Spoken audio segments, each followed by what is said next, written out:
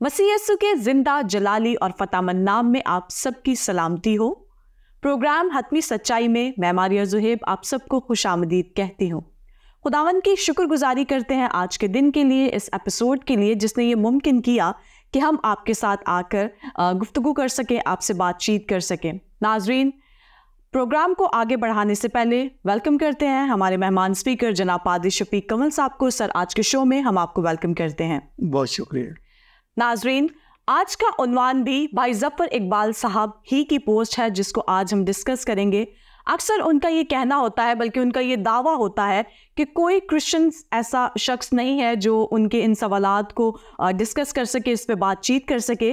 हमेशा की तरह हमारे मेहमान स्पीकर जनाब पादरी शफीक कमल साहब हैं जो बहुत सारी इनकी ऐसी पोस्ट हैं जिनको बयान कर चुके हैं, जिनके बारे में जिन पे डिस्कस कर चुके हैं, जो कि उनके सवालात के जवाबात दे चुके हैं। सो आज भी ऐसा ही एक उन्वान है जिसका नाम है, क्या मसीहियत एक फरेबकारी है। ये एक भाई जफर इकबाल साहब की पोस्ट ही थी जिसके कुछ क्वेश्चंस हैं, हम आज डिस्कस करेंगे। आज का पहला सवाल, एक सलीबी दोस्त का कहना है कि यूहन्ना इस्तबागी सैयदना यीशु अलैहिस्सलाम पर ईमान ले आए थे और उन्हें मसीह मान चुके थे, क्या उनका दावा दुरुस्त है? इसको बयान कीजिएगा। शुक्रिया। मैं सबसे पहले जफर इकबाल साहब के जो सवाल है या उनका जो तरीक़ाकार है इस पे बात करना चाहूँगा जी। उन्होंने कैप्शन ये लगा दिया कि मसीहत एक फरेबकारी है। मैं समझता हूँ कि उनको थोड़ा सा अक्लमंदी का मुजाहरा करना चाहिए जी जी, और इंसानियत का तरीक़ाकार इख्तियार करना चाहिए।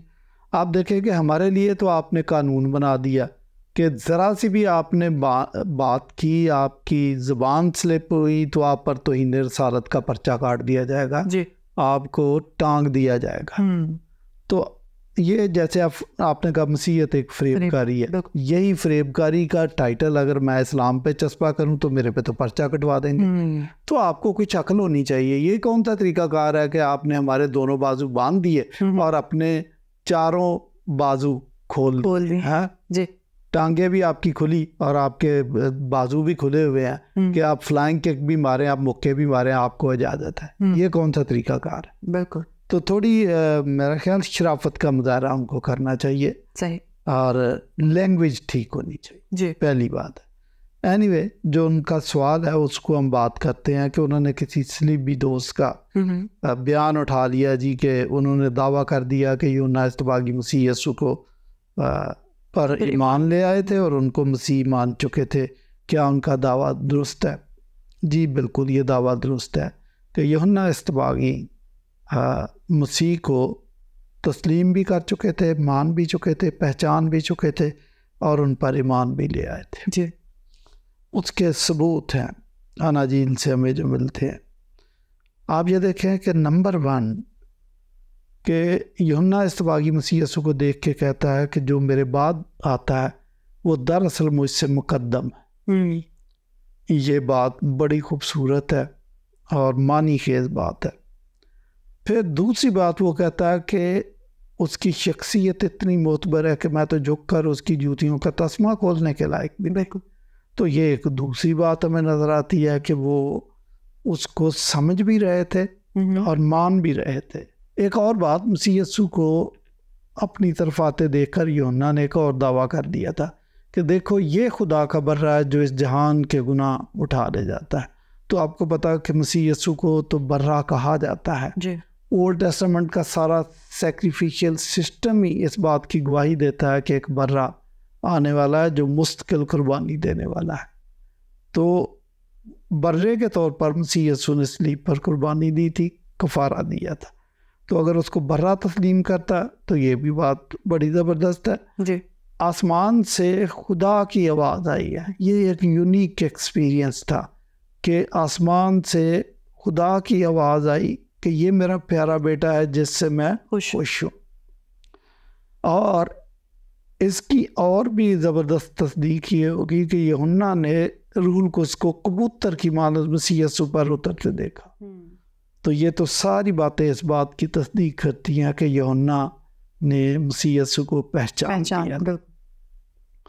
और इन पर سب سے زیادہ جو مورد تصدیق ثبت کی ہے جس واقعے نے وہ یہ ہے، یوحنا کا وہ بیان ہے کہ اس نے مسیح یسوع کو کہا کہ میں تو آپ تو اس سے بپتسمہ لینے کا مشتاق ہوں۔ آپ یہ دیکھیں کہ یوحنا تو پتہ نہیں کتنے لوگوں کو روزانہ بپتسمے دیتا تھا جی، لوگ لائن لگا کر جوک در جوک چلے آ رہے تھے، لیکن یوحنا نے کبھی کسی یہودی سے یہ درخواست نہیں کی کہ میں بڑا تھک گیا 2-4 بپتسمے دے دو، میں چائے کا کپ پی لوں جب تک، نیور۔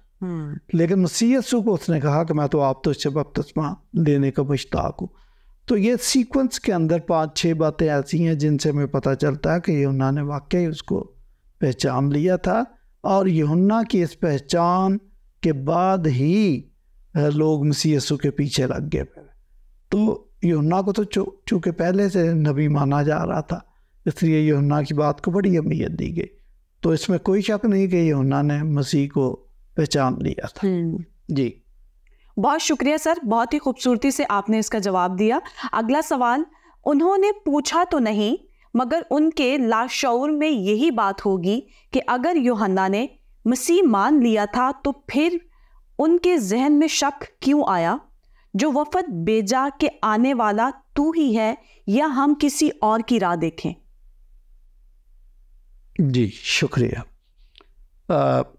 دیکھیں بات صحیح ہے کہ جو پہلا سوال ہے اس کے اندر ہی ان کے بہت سارے سوالات چھپے ہوئے ہیں، کیونکہ اس کی نیت ان کی کھل کر سامنے آ گئی ہے کہ وہ کہنا کیا چاہ رہے ہیں۔ اصل میں یہ ظفر صاحب کو ایک ہی کام ہے اور کوئی کام نہیں ہے کہ بائبل پر مسیحیت پر تنقید دن رات، اور کبھی انہوں نے یہ کوشش نہیں کی کہ جتنا ٹائم وہ مسیحیت پر تنقید کرنے میں گزارتے ہیں مسیح کی شخصیت کو سمجھنے کی کوشش کر لیتے ہیں۔ تو میں آپ کو بتاؤں کہ یوحنا کے ذہن میں شک آیا تھا۔ پہلی بات تو یہ ہے کہ اس نے پہچانا تھا، لیکن ایک خاص واقعے کی وجہ سے، ایک خاص پس منظر کی وجہ سے ان کے ذہن میں شک بھی آ گیا۔ یوحنا کا جو کام تھا وہ مسیح یسوع کا اسٹیج سیٹ کر رہا تھا کہ اونچے نیچے جو ناہموار ٹیلے تھے ان کو درست کر رہا تھا، ہموار کر رہا تھا۔ تو اس نے اسٹیج بھی سیٹ کیا، اور اسٹیج سیٹ کرتے کرتے اس نے اپنی گردن بھی کٹوا لی تھی، لیکن اسٹیج سیٹ کر گیا تھا۔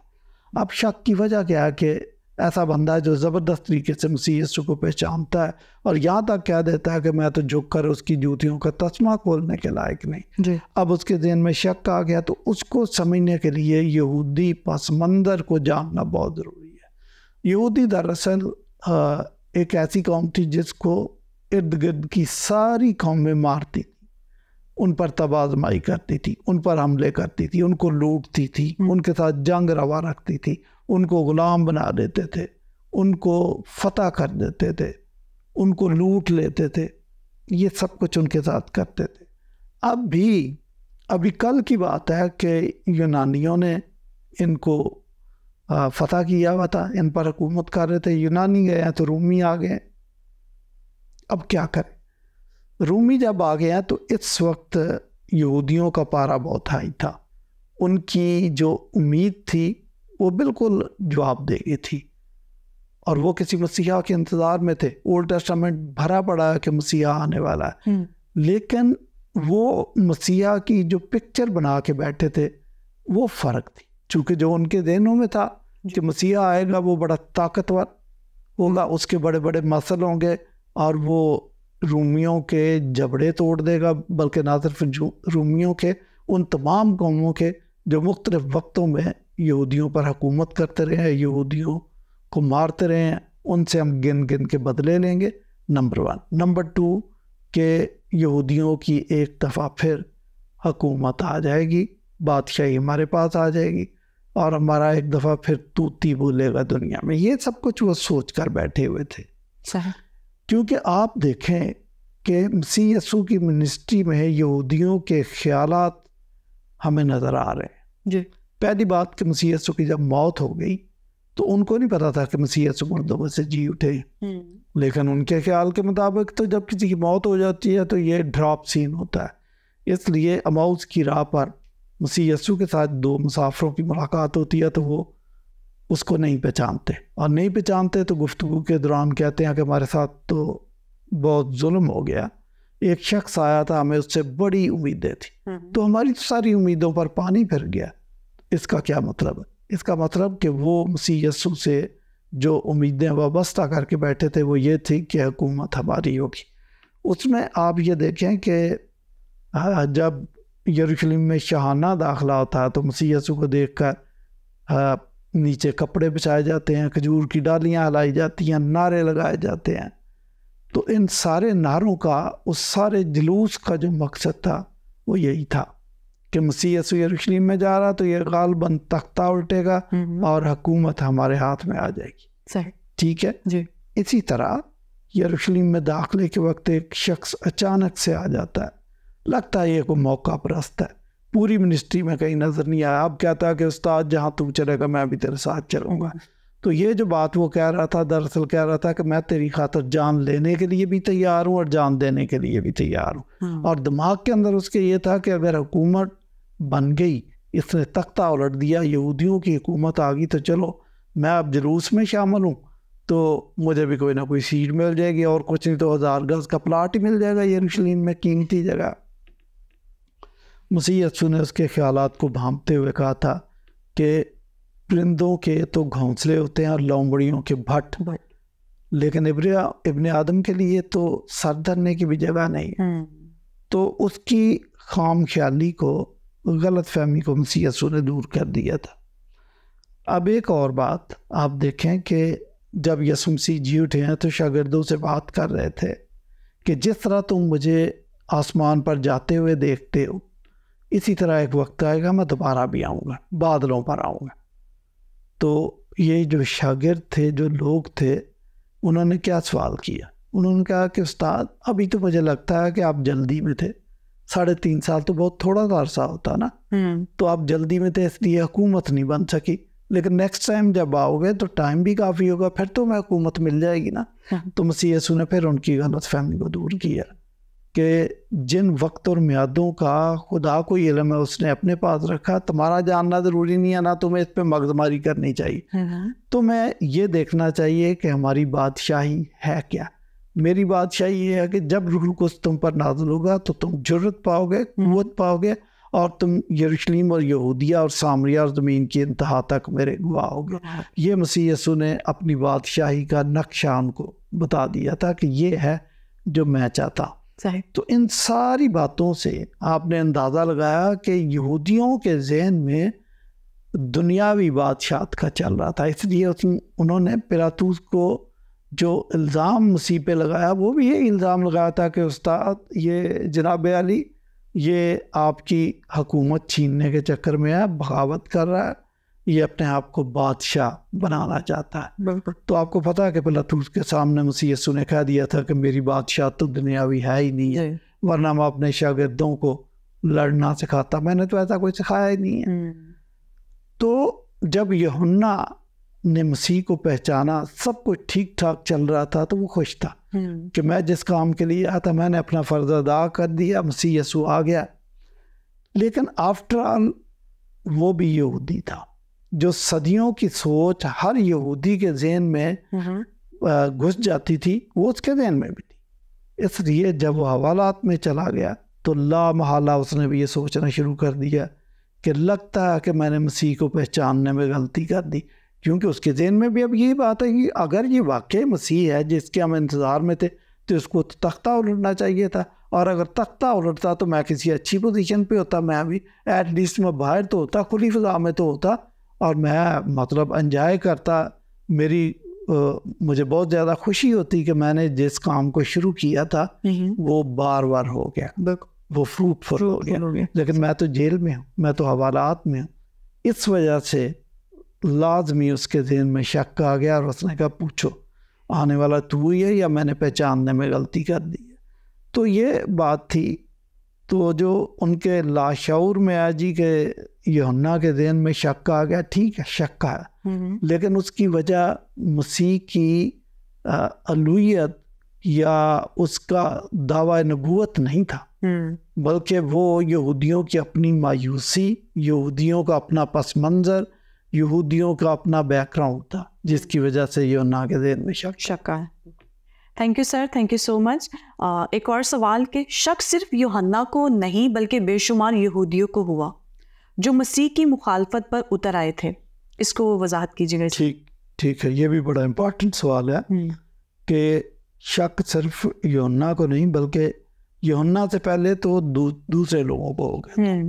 میں نے تو کئی دفعہ اس بات کا اظہار کیا کہ یہودی صدیوں سے مسیح کے انتظار میں تھے اور شدت سے انتظار کر رہے تھے.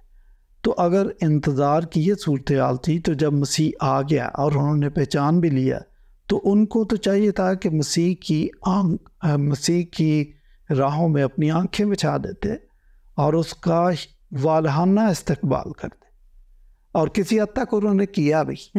لیکن پھر بھی ایسی کیا وجہ ہوئی کہ بجائے اس کے کہ جس کے انتظار میں تھے تو اس کو خوبصورت طریقے سے ویلکم کرتے, اس کی بجائے انہوں نے کہا کہ اس کو سلیب دیا جائے.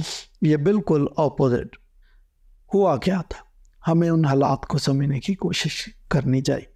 بعض اوقات ہمیں بہت غصہ تھا کہ یہودی کتنے بدقسمت لوگ تھے کہ وہ مسیح کی مخالفت پہ اتر آئے. لیکن میں آپ کو بڑی وضاحت سے بتا دوں کہ اگر یہودیوں کی جگہ ہم بھی ہوتے تو یہی کرتے. وجہ کیا تھی؟ وجہ یہ تھی کہ یہودی 3 شخصیات کے انتظار میں تھے. ان کو یہ پتا تھا کہ مسیحا بھی آنے والا, ان کو پتا تھا کہ ایلیا بھی آنے والا, ان کو پتا تھا کہ کوئی جھوٹا نبی بھی کسی وقت وارد ہو سکتا. آپ مجھے بتائیں کہ وہ آ جائے جھوٹا نبی اور وہ کہے کہ مجھے تو خدا نے بھیجا, میں نبی ہوں, مجھے مانو, تو وہ جھوٹے نبی کو مسیح سمجھ لے تو یہ تو قیامت ہو. اس لیے وہ بہت کیئرفل تھے. یا ایلیا آ جائے, ایلیا کو مسیح سمجھ لے, یا مسیح کو ایلیا سمجھ لے, مطلب غلط فہمی ہو سکتی تھی.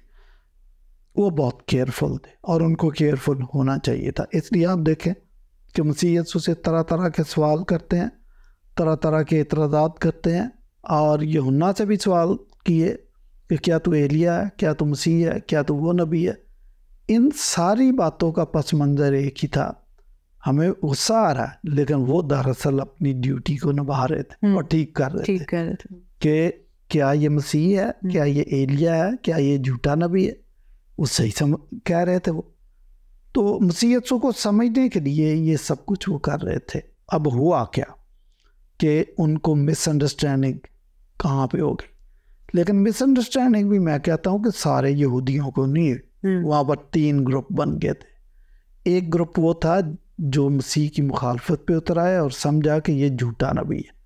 ایک گروپ وہ تھا جنہوں نے کہا کہ شاید ہم نے پہچاننے میں غلطی کی ہے, یہ کوئی اور بندہ ہے. لیکن وہ بہرحال رہے امپارشلی رہے, کوئی بہت زیادہ نہ مخالفت نہ اس کی حمایت میں آگے بڑھے. تیسرا گروپ وہ تھا کہ جنہوں نے سمجھا کہ نہیں, یہ وہی مسیح ہے جس کے ہم انتظار میں تھے اور ہم نے درست پہچانا. انہوں نے ان کو خداوند کہہ کر پکارا. They became Christian. 3 گروپ بن گئے تھے. یہ اوور سٹیٹمنٹ ہے کہ سارے یہودی اس کے خلاف ہو گئے تھے. تو 5-6 چیزیں ہیں جن کو سمجھنا بہت ضروری ہے. نمبر 1 کہ مسیح یسوع جب آئے تو وہ غیر قوم سے اپنے تعلقات استوار کر رہے تھے, غیر قوم کی طرف اپنی پینگیں پڑھا رہے تھے, غیر قوم کے لوگوں سے بات چیت کرتے تھے. آپ دیکھیں کہ سامری عورت سے انہوں نے بات چیت کی اور ٹھیک بات چیت کی, اور اس نے بعد میں مسیح کو پہچان بھی لیا کہ ہمیں تو کرسطوس مل گیا. اور اس نے یہ بھی کہا کہ جا کے اپنے گاؤں میں منادی بھی کر دی, اور جو منادی سن کے لوگ آئے وہ مسیح یسوع سے خود بھی ملے. تو غیر قوم سے وہ تعلقات استوار کر رہے تھے. اور بھی ہمیں ایسی جگہ پر موقع ملتا ہے, پتہ چلتا ہے. پھر وہ غیر قوموں کے ایمان کی تعریف بھی کرتے تھے. اب دیکھیں غیر قوم سے تعلقات استوار کرنا یہودیوں کے لیے یہ اچنبے کی بات تھی, کیونکہ وہ تو ان سے نفرت کرتے تھے, ان کو راندہ درگاہ سمجھتے تھے, جہنم کا ایندھن سمجھتے تھے, اور حرام جانور کے برابر بھی سمجھتے تھے. حرام جانور ہے تو ان کو تو ہاتھ لگانا, ان سے ہاتھ ملانا جائز نہیں جی. تو مسیح یسوع ان سے گفتگو کر رہے ہیں, بات چیت کر رہے ہیں. تو یہ ساری باتیں تھیں جو یہودیوں کو مسیح کی مخالفت پہ آمادہ کر رہی تھی. اچھا, پھر آپ دیکھیں کہ ایک اور کام تھا کہ مسیح یسوع خدائی دعوے کر رہے تھے. کہ جو روٹی آسمان سے اتری میں ہوں، راہ حق اور زندگی میں ہوں، قیامت اور زندگی میں ہوں، خدا کا بیٹا میں ہوں، اس سے پیشتر کے ابراہیم تھا میں ہوں، دروازہ میں ہوں، اور دنیا کا نور میں ہوں، جو روٹی آسمان سے اتری میں ہوں، وغیرہ وغیرہ 13 دعوے ہمیں نظر آتے ہیں کم و بیش۔ تو جب وہ خدائی دعوے کر رہے تھے تو یہودی لا محالہ یہ بات تو قبول کرنے کے لیے تیار نہیں تھے۔ ان کو تو پتا تھا کہ وہ توحید کے بڑے پکے ماننے والے تھے، اور وہ تو یہی سمجھتے تھے کہ یہ انسان ہو کر خدائی دعوے کر رہا۔ اور یوحنا کی انجیل میں لکھا بھی ہے کہ جب یہ خدا کو خاص اپنا باپ کہہ کر پکارتا تو دراصل اپنے آپ کو خدا کے برابر ٹھہراتا ہے، اور یہ ان کے خیال میں جرم تھا۔ ایک اور بات، یہودیوں کی 6-7 تنظیمیں اس وقت تھیں جو پرتشدد تنظیمیں تھیں۔ وہ تشدد بھی کرتی تھی، وہ ڈاکے بھی مارتے تھے، وہ قتل و غارت بھی کرتے تھے، اور ان کا مقصد یہ تھا کہ یہودیوں رومیوں کی حکومت کی بنیادوں کو توڑ دیا جائے، کھوکھلا کر دیا جائے۔ اس کے لیے وہ سب کچھ کرتے تھے۔ برابا جو گرفتار تھا وہ اسی جرم میں گرفتار تھا، اور بھی لوگ تھے، کئی تنظیمیں تھیں۔ لیکن مسیح یسوع فرق تعلیم دیتے تھے۔ وہ کہتے تھے اپنے دشمن کے لیے دعا کرو، اور اگر کوئی تمہارے دائیں گال پر تھپڑ مارے تو بایاں بھی اس کی طرف پھیر دو، اپنی تلوار میان میں کر، وغیرہ وغیرہ۔ تو یہ ساری باتیں یہودیوں کو پسند نہیں تھی کہ یہ بندہ کم سے کم ہمارے کام کا نہیں۔ اور خصوصی طور پر جب یسوع مسیح کو گرفتار کر کے لے گیا، اور وہ اس طرح ان کے ساتھ چل پڑا جس طرح بھیڑ اپنے بال کترنے والے کے سامنے خاموش رہتی ہے اور چلی جاتی ہے، تو اس طریقے سے وہ کہتے تھے یہ بندہ ہمارے کام کا تو نہیں ہے، یہ تو بندہ بھی نہیں مارتا۔ اور اسی کنٹیکسٹ کے اندر انہوں نے پلاطوس سے کہا تھا کہ ہمیں برابا چاہیے، اس کو سلیب دے دو، ہمارے کام کا نہیں جی، اب برابا دے دو۔ برابا آئے گا تو وہ تو پہلے ہفتے کھڑاک کرے گا، گنڈاسا نکالے گا، بندے مارے گا، پھر تو مزہ آئے گا، اس کا تو ہمیں فائدہ کوئی نہیں۔ یہ بات۔ ایک اور کام یسوع مسیح کرتے تھے کہ یہودیوں کی سرزنش بہت کرتے تھے کہ تم تو سفیدی پھری قبریں ہیں، ٹھیک ہے، اور جو اوپر سے تو سفید ہوتی ہے، اندر نجاست بھری ہوتی ہے جی، اور بھی اس قسم کی باتیں مسیح یسوع کرتے تھے۔ تو پھر انہوں نے کتابیں بنائی ہوئی تھی بائبل کے علاوہ، اولڈ ٹیسٹامنٹ کے علاوہ کتابیں بنائی تھی، مشنا اور تالمود، روایتوں کی کتابیں۔ ان کا زیادہ انحصار روایتوں پر تھا، وہ تو روایتوں کو مقدس مانتے تھے، ان پر ڈیپینڈ کرتے تھے، اور اپنے سارے فیصلے روایتوں کی روشنی میں کرتے تھے۔ تو مسیح یسوع نے کہا کہ تم بے فائدہ میری پرستش کرتے ہو، کیونکہ انسانی احکام کی تعلیم دیتے ہو اور اپنی روایتوں سے خدا کے کلام کو ٹال دیتے ہو۔ یہ بات بھی ان کو پسند ہے۔ اور مسیح یسوع نے تو ان کو جو سرزنش کی یہاں تک بھی کہہ دیا کہ تم خشکی اور تری کا دورہ کرتے ہو اور لوگوں کو کانورٹ کرتے ہو، نومرید بناتے ہو، جب نومرید بنا لیتے ہو تو اپنے سے دوگنا جہنم کا سزاوار بنا دیتے ہو۔ یہ 5-6 چیزیں تھیں جو یہودیوں کو ہضم نہیں ہوتی تھی۔ اچھا، ایک اور بات میں آپ کو بتاؤں، جب وہ خدائی دعوے کرتے تھے تو انہی دعووں کی وجہ سے وہ زیادہ تر جو شفائیں دیتے تھے سبت کے دن دیتے تھے، اور نہ صرف سبت کے دن شفائیں دیتے تھے بلکہ جب یہودیوں نے اعتراض کیا تو جواب میں یہ کہا ابن آدم تو سبت کا مالک ہے۔ اب یہ باتیں ان کو کہاں ہضم ہوئی؟ ان ساری باتوں کی وجہ سے وہ سمجھے کہ یہ کوئی بہکا ہوا آدمی ہے۔ تو آپ کو پتا اس قسم کے ٹائٹل بھی انہوں نے دے دیے مسیح یسوع کو کہ اس کا دماغی توازن درست نہیں ہے شاید، وغیرہ وغیرہ۔ تو وہ سمجھے کہ لا محالہ ہو نہ ہو یہ جھوٹا نبی ہے، اور وہ جو جھوٹے گواہ کھڑے کر رہے تھے اپنی جیب سے پیسے خرچ کر کے، وہ اس لیے کر رہے تھے کہ اولڈ ٹیسٹامنٹ میں ان کو یہ چھوٹ دی گئی تھی کہ جو جھوٹا نبی آئے گا وہ سیلف سٹائل پرافٹ ہوگا، تو تم اس سے کوئی فکر نہیں کرنا، وہ واجب القتل ہوگا۔ تو اب وہ تو اپنا حق سمجھتے تھے کہ اگر یہ جھوٹا نبی ہے تو اس کو تو قتل کروانا، ایک قدم آگے بڑھ کر قتل کرانا چاہیے۔ تو یہی سب کچھ وہ کر رہے تھے۔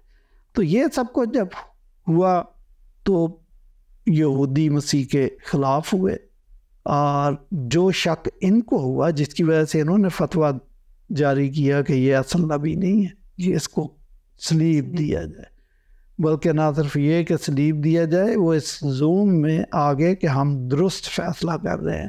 انہوں نے کہا کہ اس کا قتل، اس کا خون ہماری اور ہماری نسل کی گردن پر، آپ اس کو دلیری سے سلیب دے دیں، بس ہمیں کوئی مسئلہ نہیں. تو ایسی صورتحال میں یوحنا جب حوالات میں جاتا ہے تو اس کے ذہن میں بھی یہی بات آئی کہ پھر جب پورا معاشرہ بھی یہی بات کہہ رہا ہے، میں بھی حوالات میں ہوں اور ہمارا سب سے بڑا مسئلہ بھی حل نہیں ہوا کہ ہمیں آزادی نہیں ملی، تو پھر ہو نہ ہو یہ اصل بندہ نہیں ہے، اس وجہ سے اس نے وفد بھیجا تھا. تو یہ جو کہنا کہ جی صرف یوحنا کو شک نہیں، پوری یہودی کو، خیر پوری تو نہیں لیکن ان کی ایک اچھی خاصی تعداد تھی جو مسیح کے خلاف ہو گئے تھے. شکریہ. بہت شکریہ سر آپ کا ان تمام جوابات کے لیے، بہت ہی خوبصورتی سے آپ نے ان کو آنسرز کر دیے. ناظرین اسی کے ساتھ ساتھ ہم آپ کے بھی شکر گزار ہیں. یقیناً آج کے پروگرام سے آپ نے برکت پائی ہوگی. آج کے پروگرام کی حتمی سچائی کچھ یوں ہے کہ مسیحیت فریب کاری کا نہیں بلکہ سچائی کا مذہب ہے، اور یہی بات مسیح یسوع اپنی زبان مبارک سے کہہ چکے ہیں کہ جب تم میرے شاگرد بنو گے تو سچائی تم کو آزاد کرے گی. جانے سے پہلے وہی ایک بات، سچائی کو کھوجے، سچائی کو جانے. سچائی اگر سمجھ آ جائے تو اسے قبول کرنے کا حوصلہ پائیں. اجازت دیجیے، پھر آپ سے ملاقات ہوگی. دیکھتے رہیے پروگرام حتمی سچائی.